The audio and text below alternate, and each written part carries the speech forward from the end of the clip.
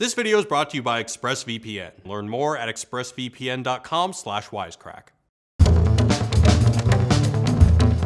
What's up guys, Jared here. As you all know, we spend a fair amount of time here at Wisecrack waxing poetic about a lot of great cinema and TV. But we also love stuff that some would consider not great, like this. Garbage day! Huh? No! Or this. And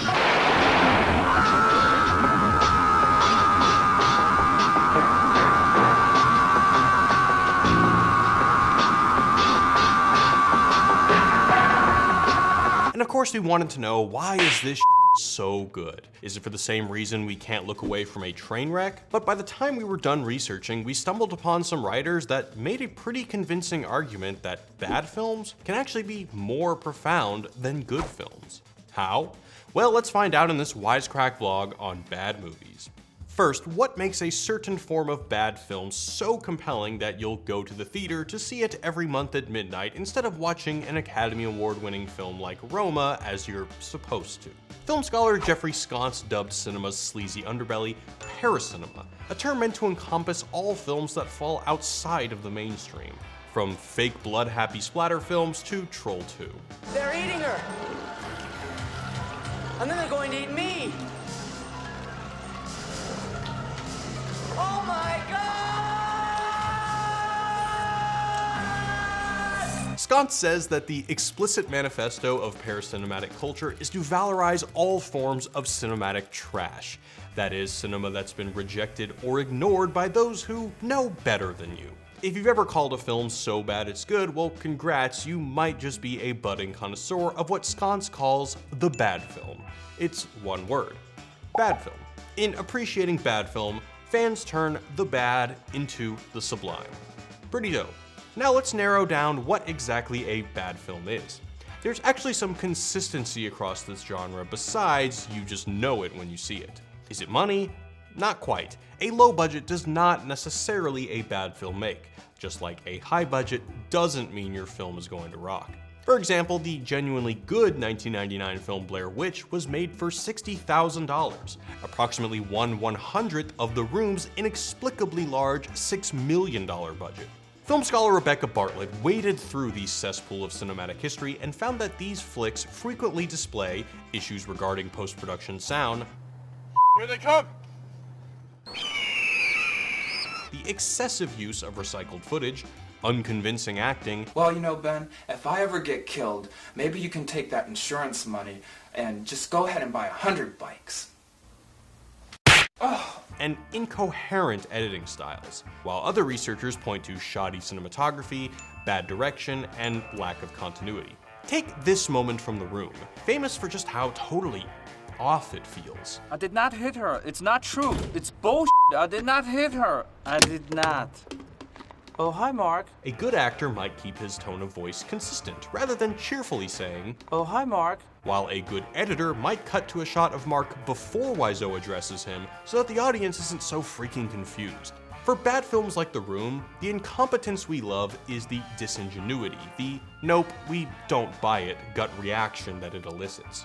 Bad films also in existing outside the realm of major studios tend to be more unfiltered, often expressive of a single person's individual vision and quirky originality. As a result, bad films are full of stylistic oddities and excessive failed attempts at tragedy or comedy or shark-induced violence. The same way a film scholar waxes poetic about Godard's camera motions, a bad film fan will delight in the corny character reactions or melodramatic transitions in Sharknado. So how is it that these films can actually be smart? Because they exist on the fringes of culture, bad films are sometimes incredibly subversive in ways that traditional films can't be. Our love of them isn't some newfound hipster ironicism either. Rabid film lovers have long harbored weird obsessions with these bizarro films trapped in the basement of cinematic culture. Take famous bad film director Ed Wood's most bewildering flick, Glenn or Glenda, which was both a remarkably progressive take on trans issues and a remarkably bad film.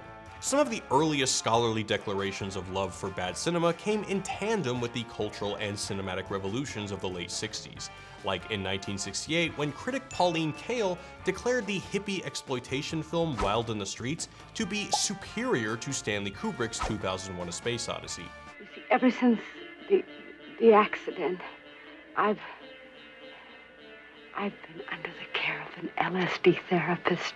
Now, 2001 inarguably changed cinema forever. Wild in the Streets, on the other hand, was a psychedelic satire about a teenage hippie who becomes president, poisons DC's water supply with acid, and forcibly moves every American over the age of 35 to concentration camps, where they are forced to drop acid on the reg.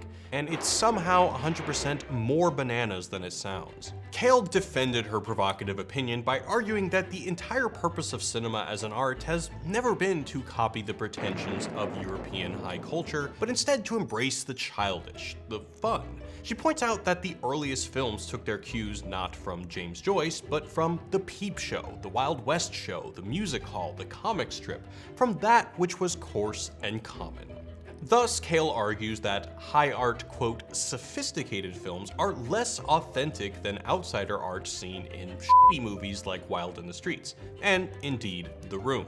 Paracinematic movies like Wild in the Streets, Kael says, are also far more interesting because they had, in some rudimentary way, some freshness, some hint of style, some trace of beauty, some audacity, some craziness. While 2001 takes itself seriously, Kael says films like Wild in the Streets have the joy of playfulness.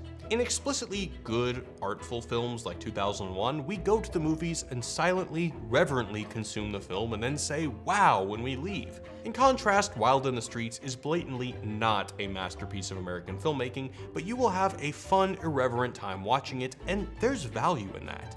In being completely bizarro, Kael contended, Wild in the Streets can actually tell us a lot about its moment in time, in which youth rebellion was seen as the biggest threat to the status quo, and the boogeyman of hallucinogens loomed large. No tasteful scene could have expressed those anxieties, quite like the tacky absurdity of old people screaming as their doses of acid kicked in. Not even this.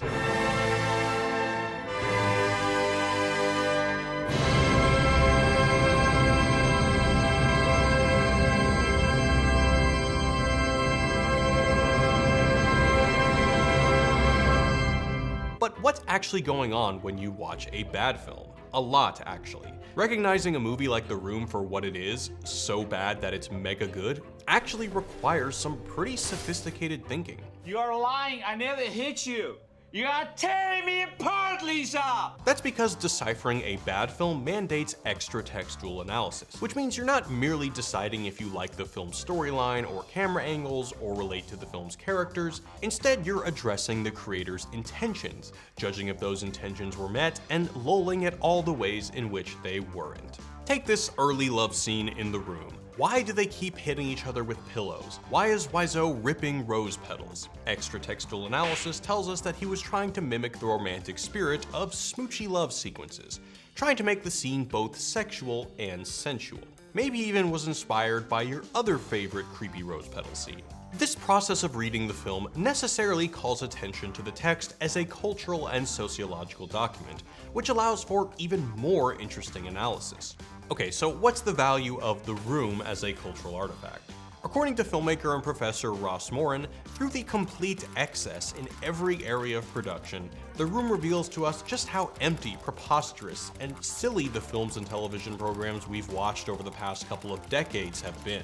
In attempting to mimic Hollywood and failing, Wiseau's film actually reveals the ridiculousness of the tropes that have saturated much of mainstream commercial filmmaking. While bad film originated amongst film nerds, we'd argue that the growing sophistication of audiences makes bad film more relevant to the masses than ever. As the line between audience and art maker continues to disintegrate, we're increasingly primed to engage in the sophisticated analysis that is the appreciation of bad filmmaking. Today, the cult of bad film has increasingly moved online. Indeed, just like grad students snickering wryly as they watch the Garbage Pail Kids movies on VHS in 1987, we're all sharing and disseminating what can only be called internet paracinema.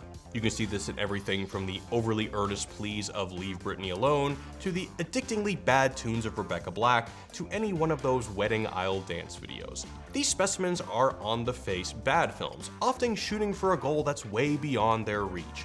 And yet, they are often strangely compelling precisely because of their oddities, eccentricities, or spectacular failures. Like Morin's analysis of The Room, one could argue that things like Rebecca Black inadvertently reveal important truths. In this case, economic inequality, or put more bluntly, the utter decadence of growing up the daughter of parents who have way more money than brains.